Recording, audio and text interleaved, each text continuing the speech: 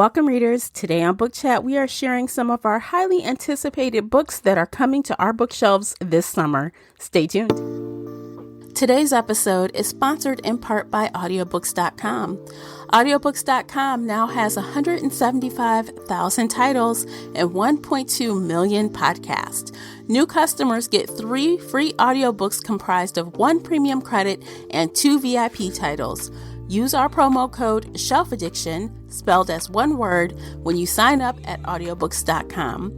Again, our promo code is SHELFADDICTION.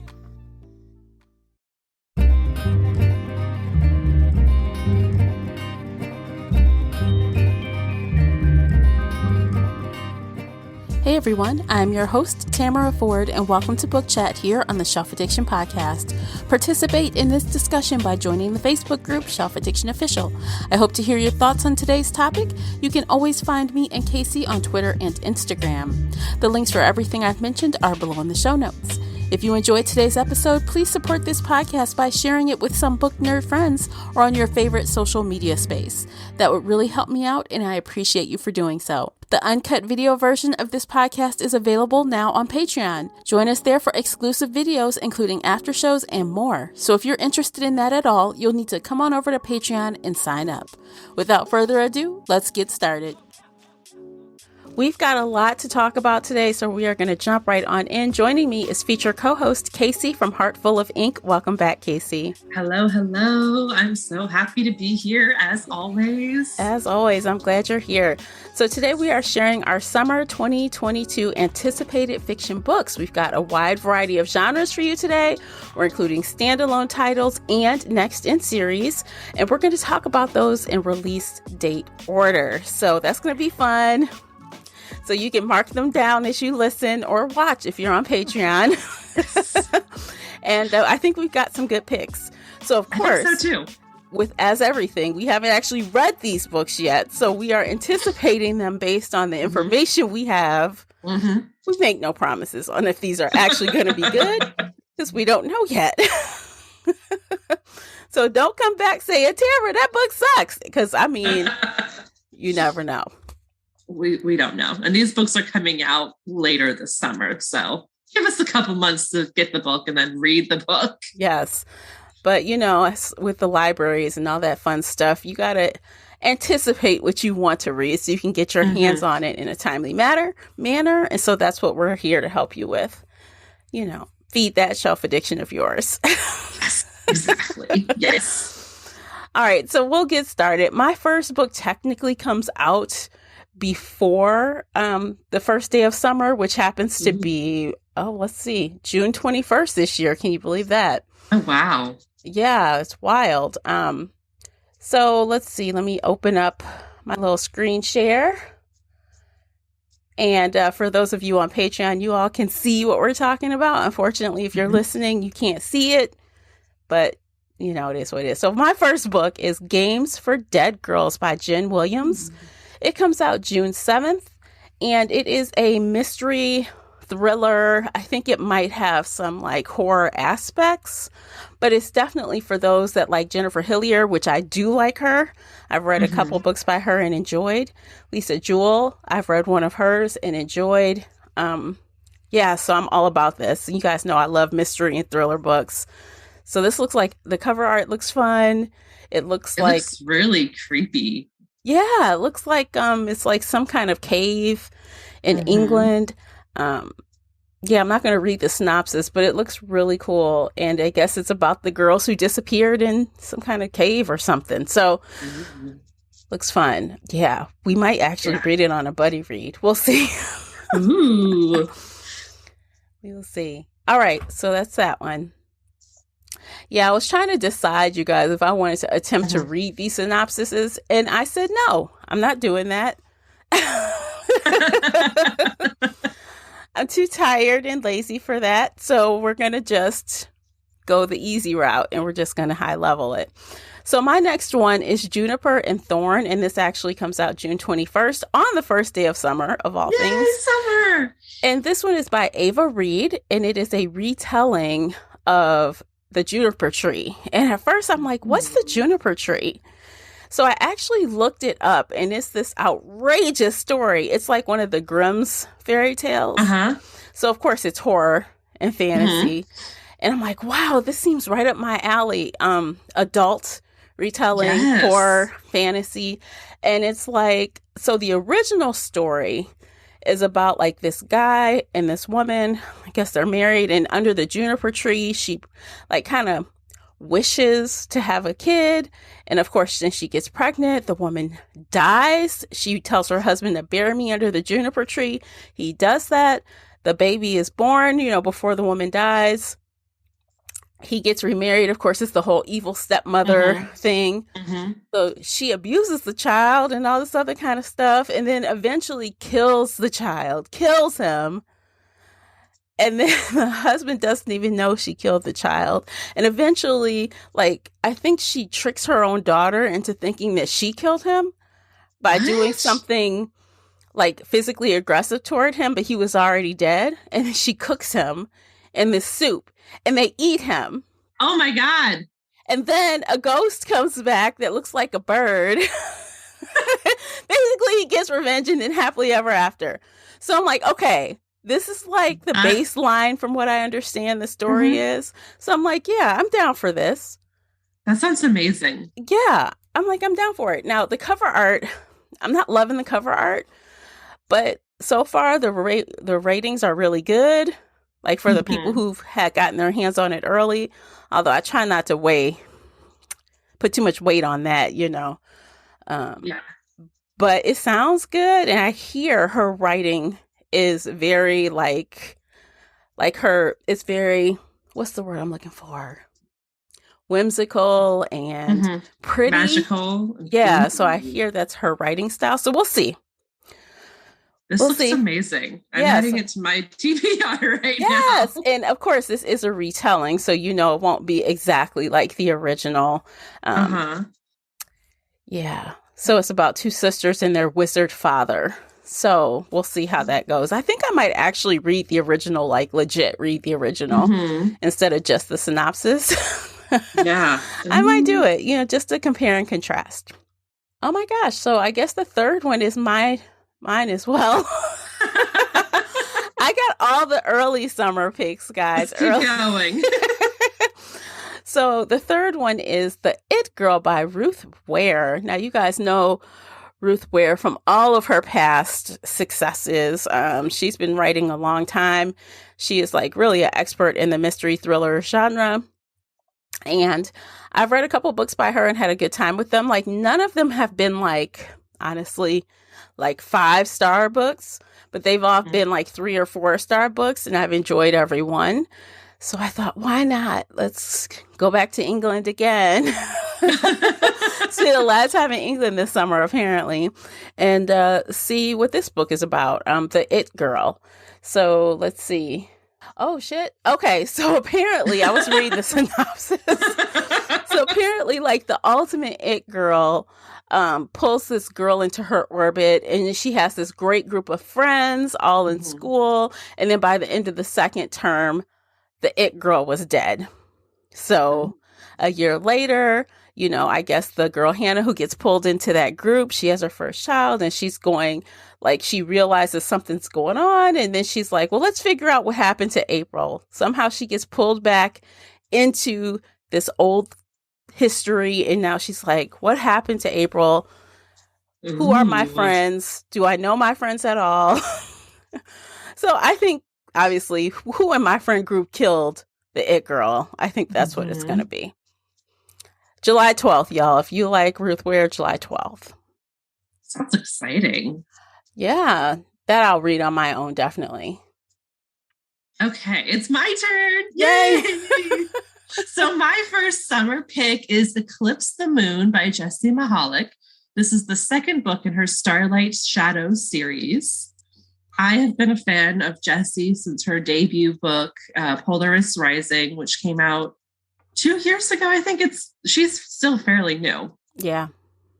Um, this series is very similar. There's a lot of hijinks, and it's a space opera. There's action and adventure and kind of a slow burn romance going on. So you meet these characters in book one. This is definitely you have to read book one before you can read book two, but I also highly recommend book one kind of thing going on here.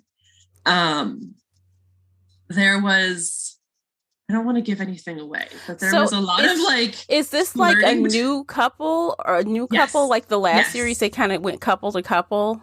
Mm-hmm. Okay. Yeah. So each book has a different couple.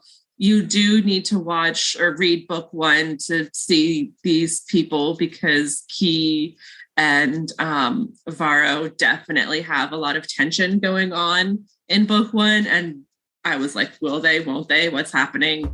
And now, I'm going to get their book and they're going to. I'm hoping for a lot more action. Because in Jesse's last series, the first book was really good. And then each book kind of got less actiony and more, I don't know, like they just kind of slowed down. So I'm hoping that this one will have a lot more action because these two characters deserve that action. If that makes sense. Yeah. And in her last series, I feel like the first book was the best book. Yes. So, and this Eclipse the Moon definitely has the grumpy hero, sunshine heroine. Like, if you love that trope, I think you're going to like this book. Brooding man. Yes, brooding man. Brooding and man. And if you liked Polaris Rising, I highly, highly recommend picking up, Starlight Shadows series because it's, again, in that same vein. Jessie, she knows her genre. She knows what she wants to write. She's writing not the same story every time, but she has that same vibe going on in all of her stories. So this doesn't feel like you're rereading the other series. No, no, it's totally different. That one was more political because they were the children of, the senator, president, whoever. Like that had a lot of political stuff to it. These are soldiers after a war. Ooh. And now they're kind of like Firefly in the sense that they're a small group on their little pirate ship. They're not quite breaking the law, but they're like, we'll take stuff to different areas. We'll do stuff that's kind of like morally gray, but we have our own moral code and we are, former soldiers. So yeah, no, a lot more actiony, but still space opera-y. Okay. If that makes any sense. It does. I didn't have to add it. I just, I feel like when I finished the Polaris Rising series, I was kind of like, "Ooh, that's done." But no, the first book was like definitely 5 stars. The other 2 books were more 3 stars. Like they were good, but they weren't as good. This series definitely follows Polaris Rising book 1 vibes. Okay. So it's hopeful. Hopeful, yes. Yes. All right. So the next book is mine again. Of course, I'm like, let me read as much as I can at the beginning of the summer. That's okay. So this is Things We Do in the Dark by Jennifer Hillier. I just mentioned her name earlier. I've read other books by her and enjoyed them. And so, of course, we have more mystery thriller. And it sounds interesting to me. It comes out July 19th. When Paris is arrested in her own bathroom, covered in blood, holding a straight razor, her celebrity husband dead in the bathtub behind her. Oh, damn! She knows she'll be charged with murder. But as bad as this looks, it's not what worries her the most. What could it be? Media attention, sounds like. Hidden past. All those things that could destroy her new life. Oh, come on. It sounds so good. And then you go back 25 years and we get to know, the characters in the past. So it's that combination of past and present. Ooh. Yeah. So she has to, Paris must confront her dark past. She escaped. And the only thing worse than one murder charge is 2 murder charges. Yeah. So this sounds like interesting. Like, I don't know, killing your husband. Yeah, sure. I'll see. Yeah.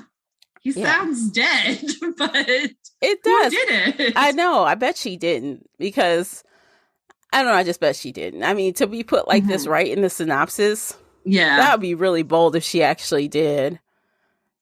I don't know. It would be, but it'd be really cool. I know. Actually, we read a book last year in Buddy Reads. The Perfect Wife, I think it was called. The Perfect Wife, I think. I can't remember right now. Forgive me for if that's wrong.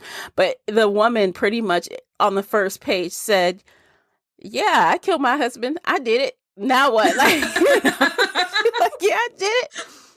Now what?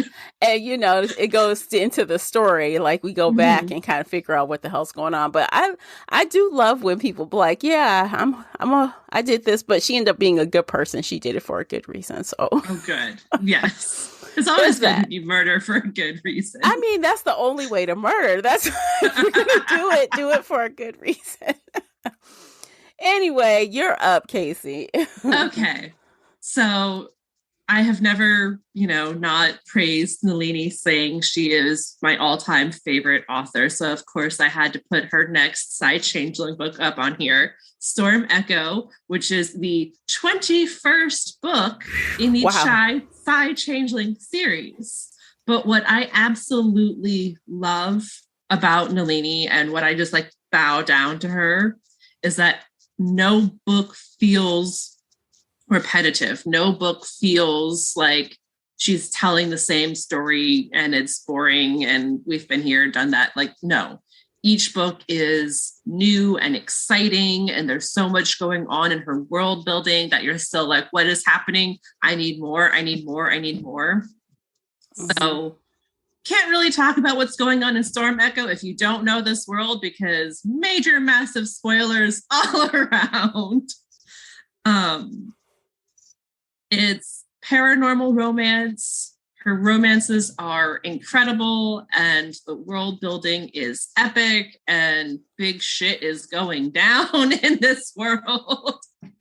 21 books. 21 books. And I have read all of them and I have loved all of them and they are all 5-star ratings for me. That is a commitment. That's a huge commitment. I don't know, y'all. If you're already knee deep into this series. It is technically kind of a spinoff in the Side Changeling Trinity. And so this is book 6 in the spinoff. But you really don't understand what is happening in the series if you start with a spinoff. You really, really, really need to start with book 1, Slave to Sensation, and work all the way through all 21 books. And I personally think they are absolutely worth it. Okay. I've been a diehard fangirl since 2005, 2006. Wow. So I'm excited for you. Be excited for me. Be happy with it. I mean, I can't start something with 21 books out. Or 20 and soon to be 21 books out. I cannot fathom doing something like that right now, but I'm actually thinking about doing a repeat sometime, maybe this year, next year. When? When I find the time, You're like, I can sleep next year. It's fine. Oh, yeah. Who needs sleep?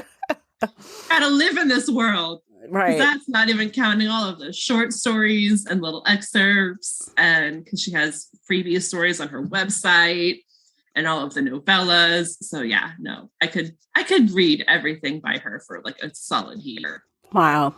That's really hardcore. The fandom is real. You're in there. The fandom is real. Yes. Wow. Okay. She is amazing. I love her. Highly recommend. But... Okay. Let's see what's next. Oh, okay. So this is my new to me author. The book is called Violet Made of Thorns by Gina Chen. And it is a YA fantasy kind of romance coming out at the end of July. And I am just really excited about this because it says morally gray witch. And I'm just like, yep, I'm here for that. Love it. You said morally gray, I am here. There's also a cursed prince and a prophecy. And it's supposed to be this beautiful, epic fantasy. I think it might actually be her debut novel. Yeah, no, right there it says her fantasy debut.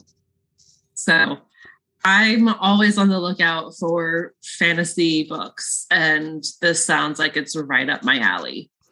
Yeah, I've added it to my may read someday list. I'm definitely attracted to all the things in the synopsis, but what's throwing me is I wish I knew what about these two books that the publisher is comparing this to. It says perfect for fans of The Cruel Prince and Serpent and Dove. Me and Holly Black books don't get along that well. I read The Cruel Prince. Yeah. And I have to say, Holly Black knows how to write a very beautiful sentence. She's an amazing writer, but I absolutely despise the story she told. It was horribly, horribly toxic and abusive, and just like everybody needs to go spend a decade in therapy. Oh. And like, no, everybody, like, the romance is not a romance. That is straight up abuse on both sides. They were awful to each other. I don't care if he's half fae with his little deer legs and tail and no, like, that does not excuse anything. And honestly, may I just say, I personally do not, like, I don't mind shapeshifters. You can shift into anything you please, but please, when it comes down to it, and we come together, be all the way humanoid, all the way. All the way. He was not all the way. He was not. And I was like, no. Yeah, I can't. That was the least problem. Like, they were terrible, terrible to both. Like, no. Okay, so The Cruel Prince, no. But Holly Black can write a beautiful sentence. And like, as an editor, I just sit there and look at it and I'm like, wow, your word choice is amazing. But I hate this story, but I can't look away because I'm in awe of how you write.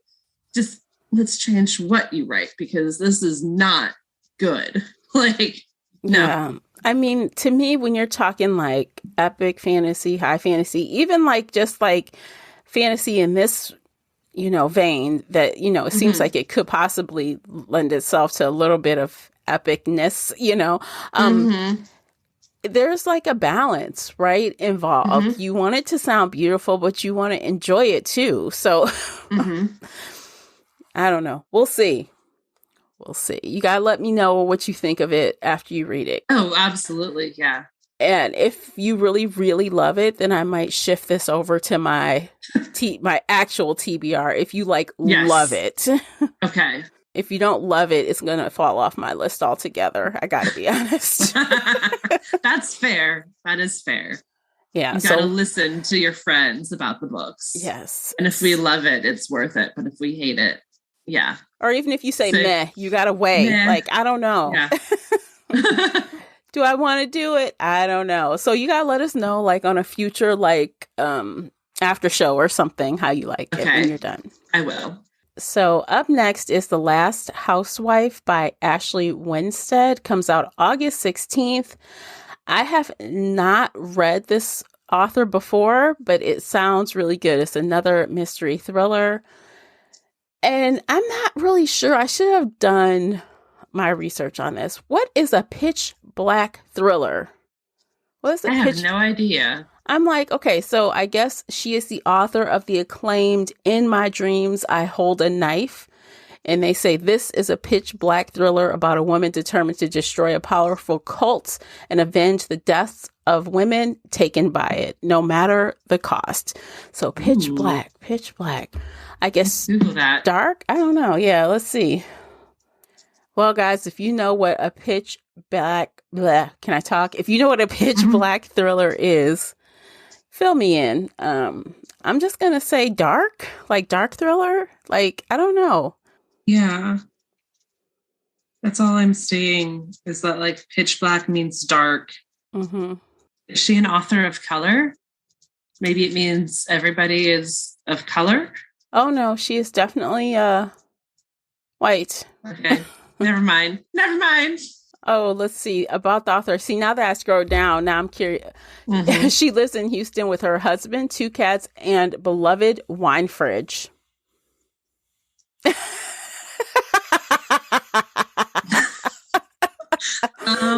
Yeah, if you can see Casey's face, she's like, oh.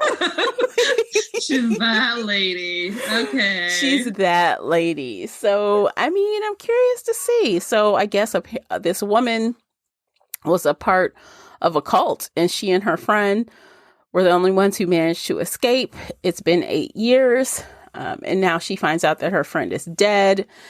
And I guess now she recruits the help of a podcast host, I guess a true crime podcast host, and she goes back to the place she vowed she would never return in search of answers. And yeah, I don't know, it just sounds interesting to me. This probably, honestly, not to be shady, but this probably won't be top on my list, but I think it'll be an interesting read just because of the culty aspects. And depending how dark it actually gets, 'cause, I don't mind a dark book. And the fact that, like, and I know a lot of these like blurbs and stuff people are paid to do sometimes, or they authors exchange blurbs, so I try not to put too much weight in them. But Samantha Downing put a blurb on the front, a stunning, disturbing thriller that had me gasping for air. Now, I like Samantha Downing. She's a good author. I've read a couple of her books. She's a solid author. I've interviewed her. She's great. If this is a legit, for real blurb or whatever, then I feel like, I might like it, so definitely it's on my list. We'll see how it goes. I'll have to let you know because this cover art's interesting too. Like, what's going on here? Yeah. Is it a thread or is it broken glass? What is? It looks like a thread and a needle, like someone's trying to thread a needle. I wonder what that has to do with it. I guess time will reveal. Yeah. Once you read the book, you'll have to tell us. Yes. I will. All right. Next up, this is Casey's. I let her claim this, but it's technically on both of our lists. Yes. So you go ahead, Casey. Obviously, it's Soul Taken by Patricia Briggs. And if you've been following the podcast for any length of time, you know that we read the entire series on the fantasy read along. We both love Mercy. We love Patricia Briggs. We are fully invested in this series. Yes. So this is book number 13, and it's about the vampire wolf who might be a little touched in the head. If you've read the series, he's a little creepy. He's a little weird. He's missing a couple screws. Yes. And so we're going back into the whole vampire realm with Mercy, because in the Mercy Thompson series, she is a changeling shifter. What is her official title? I don't remember. But she's also like married to the wolves. She deals with the fae. She deals with the vampires. It's going to be good. And I'm so excited.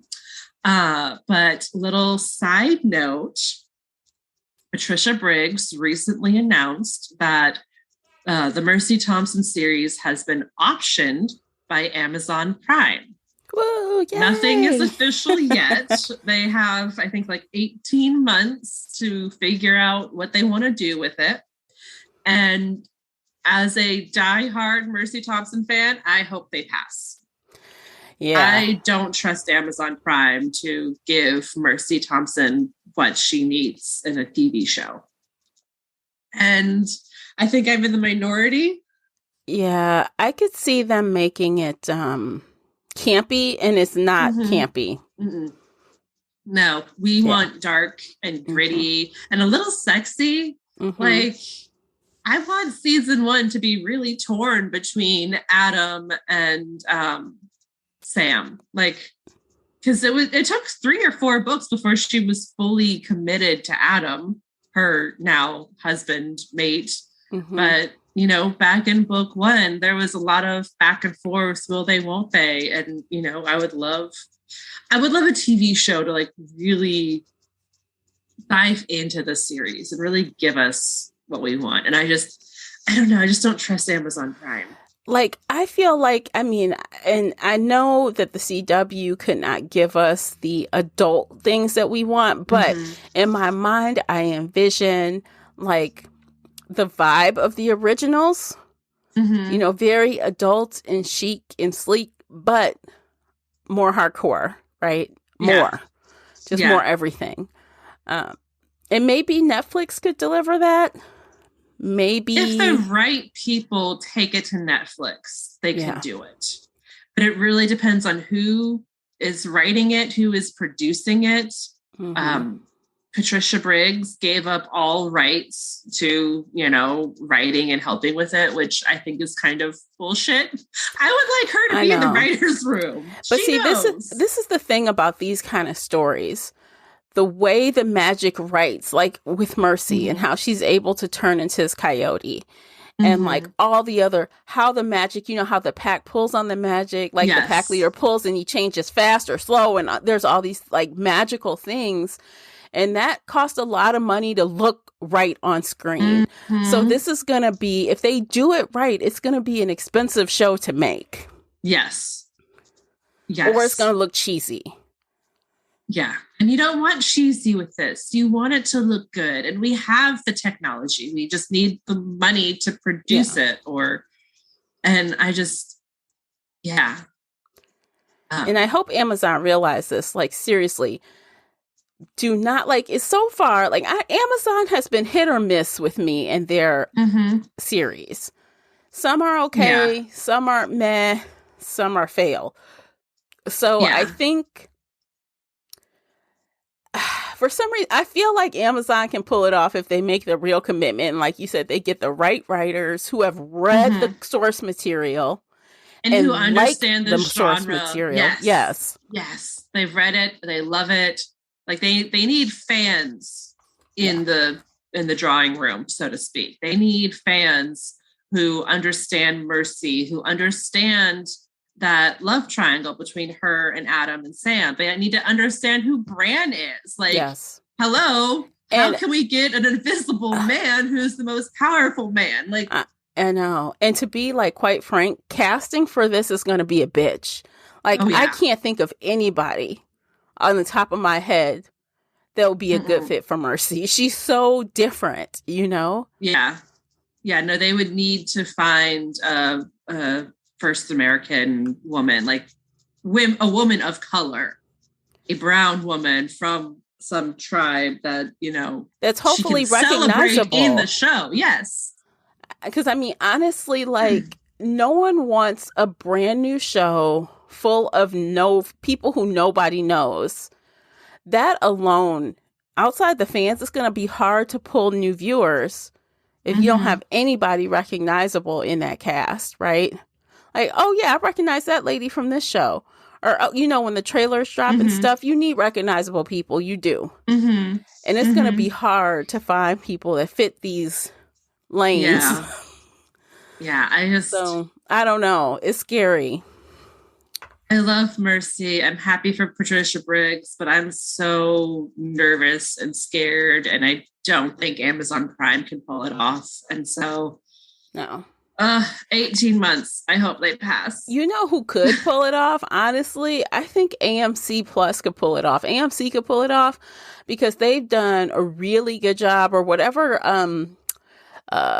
English channel they worked with to produce this, because they did the Discovery of Witches really good. They did that really well. And I know it's like AMC and another station that's over in the UK. So it was like Sundance or something like that. It was some production company. So whatever team did that could probably pull this off. It won't be as good as the books. Never. I don't think anything will be as good as the books, but they might have a chance because they somehow made a Discovery of Witches a really decent show and it wasn't campy. So I don't know. There's hope, but I don't know if Amazon's going to pull the right people or spend enough money. So y'all see how much we care about this series. We went on a whole tangent Yes. Sorry about the tangent. But I love Mercy. Soul Taken comes out August 23rd, 2022. yes. It will be amazing because all of the books in the series are amazing. Yes. And be prepared to hear a podcast episode because we will always keep this series going. Yes. And you can hear us talk more about that because I'm sure by the time this comes out, maybe we'll hear a little more, cross our fingers. Maybe we'll hear some progress. Who knows? It could be a while. Maybe not. Yeah. We'll see. All right. Next up. My final pick and the final pick for both of us, excuse me, is Ruby Fever by Ilona Andrews. It is the 6th book in the Hidden Legacy series, but the 3rd and final book for Catalina. So we read the first 3 with her sister back on the podcast Fantasy Read Along. Loved it so much. Yes. Of course, we loved Catalina and had to read all of her books. So, of course, when this one drops, we're going to pick it up and read it. Did you keep up with this series? Yes, I am all caught up. So I am ready for Ruby Fever. Yes. I don't know what to say without giving stuff away. You can't really. Like the end of the series and the end of the trilogy. And just like, if you don't like Ilona Andrews at this point, first of all, what's wrong with you? And secondly, like, if you're a fan, you know it's Catalina. We're here for Catalina. Is this the end? Because they still have one more sister. I don't think that they're going to do any more of the siblings traditionally published. Okay. I think they may wait until their contract ends with Avon and then possibly self-publish the other siblings.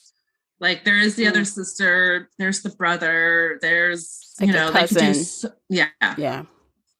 So I think that they might be just self-publishing all of that later. But they have all the other books and series that they're also writing, like Julie from the Kate Daniels series. She's getting a 2nd book eventually. And their Innkeeper Chronicles, they're still working on that. And that makes me sad, though. Like, I feel like that means these books aren't getting the people aren't buying these books like the others. If they're going to wait to self-pub more, that's telling me like they don't have a contract for anymore.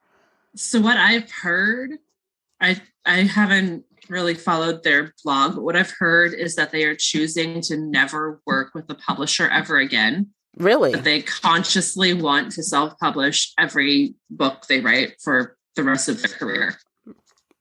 That's interesting. Yeah, I'm not really sure why or what's going on. Again, I'm not following the blog the way I should as a fan. Yeah. But like I know when they published Julie's book, they were worried that nobody wanted to read it. And it became a #1 New York Times bestseller, like the week it released.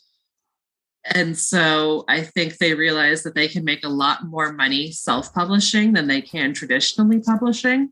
Mm-hmm. I think I'm just speaking words right now. I don't really know what I'm saying. But yeah, I've heard that they don't want to traditionally publish anymore.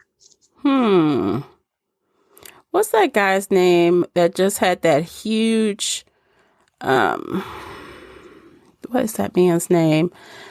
Sanderson? Yes. Are they trying to do a Brandon Sanderson? Are they going to like do a Kickstarter and all that kind of stuff? I feel like if they did, they would surpass him like faster than he got his millions. I think Ilona Andrews fans would give her and Gordon millions and millions like within a couple days. But I don't know if they would ever actually do that because that's not who they are. You know, they just want to write and publish their books and yeah. Okay. Well, just FYI, Brandon Sanderson raised a record-setting $41 million. And he was trying to get $1 million. Mm-hmm. Yeah, no, that's insane. That is insane. So, I mean, hopefully they can be just as successful or even more publishing their even own more books. Successful. Yeah. Yeah. I mean, they have they've been writing a long time. I think they have a lot of fans. Yeah. They do. And that is what they are pulling on. If they, I mean, I understand that self-publishing is a whole different beast, right? And you don't get on everyone's radar without having a team to support you. So if you're going to just switch to self-publishing, I feel like that's a big risk unless you already have the infrastructure, quote unquote, in place to keep pushing your books and keeping your name out there. You're writing only on the strength of the existing fans if you don't. Yeah, but they have fans. Like I said, when they published Julie's book, like that was self-published and they weren't even going to write it because they had a lot of hate mail about Julie because people are stupid, but they published it and it became a #1 New York Times best-selling book. And they're like, oh, we do have fans and we do have people who like Julie.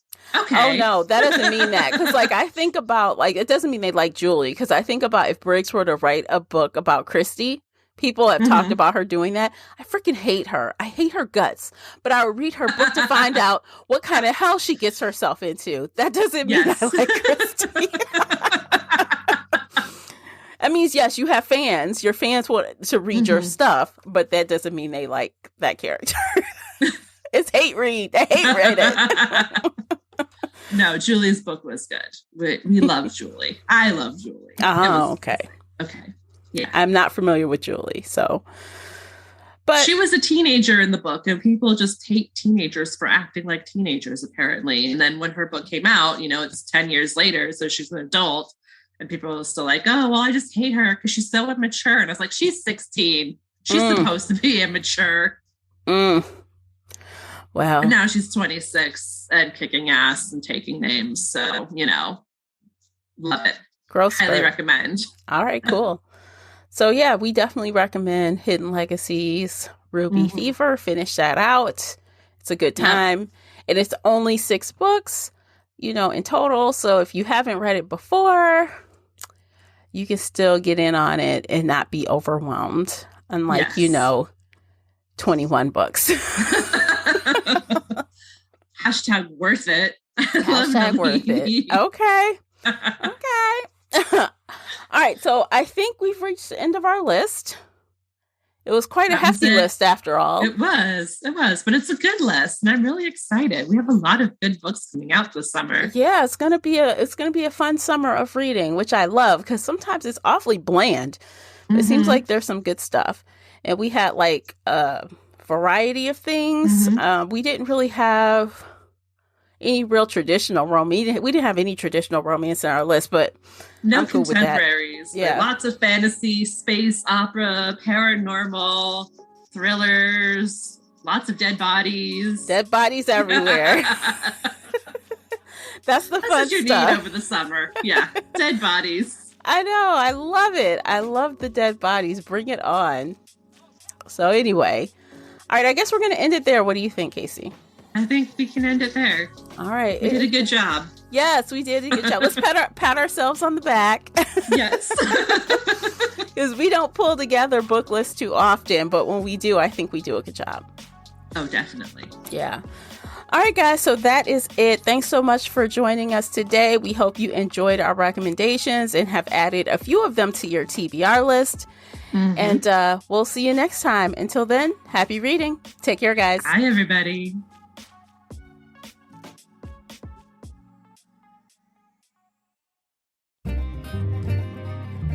If you enjoyed today's episode and would like to show your support, there are a few things you can do. Head on over to Apple Podcasts and leave a positive 5-star review, or like this episode on your favorite podcast player. It seems so simple, but it really helps me out. You can share this podcast with other book nerd friends or on your favorite social media space. You can also join the Shelf Addiction Patreon family. For as little as $2 a month, you will help us produce even more awesome content for your ears. You can also consider joining the Shelf Addiction Official Facebook group, where we talk all things bookish and more in a safe space. The Shelf Addiction Podcast is a part of the Nerdy Maven Network. You can also reach us via email at info@shelfaddiction.com. Thank you for listening.